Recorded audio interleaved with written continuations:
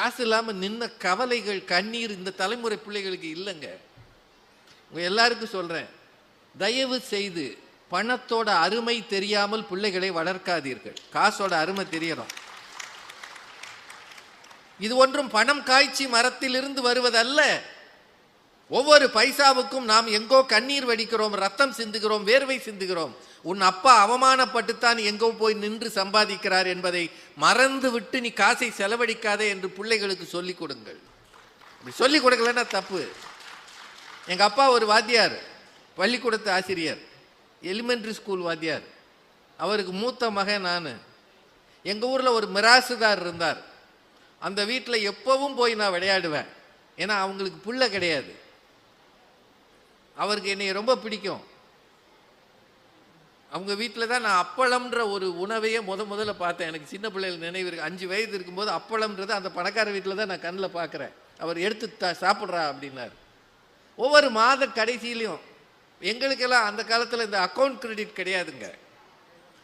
மேனேஜர்னு ஒருத்தர் இருப்பார். அவர் நினச்சா 10ஆம் தேதியோ 8ஆம் தேதியோ கூப்பிட்டு சம்பளம் கொடுப்பார். கவரில் கையில் கொடுப்பார்.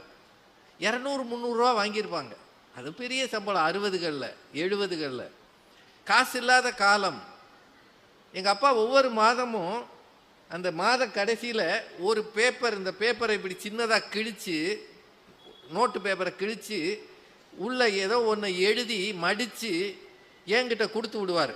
போய் அவர்கிட்ட கொடுத்துட்டு வாடான்னு.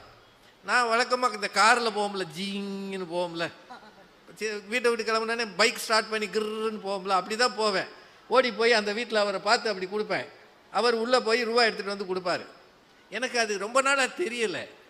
ஓரளவு படிக்க தெரிஞ்ச பிறகு ஒரு நாள் இதில் என்ன இருக்குன்னு வாசித்தேன்.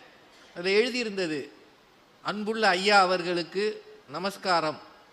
வரும் என் மகன் வசம் ரூபாய் 10 கடனாக கொடுத்து அனுப்ப வேண்டிக் கொள்கிறேன்.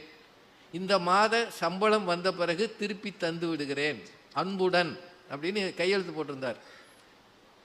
எனக்கு அப்படியே பரிதாபமாயிடுச்சு.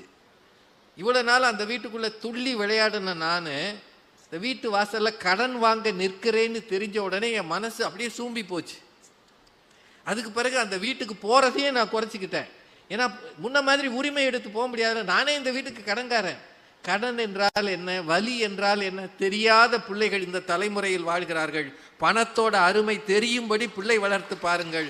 காசை பத்திரமா வச்சிருப்பான்.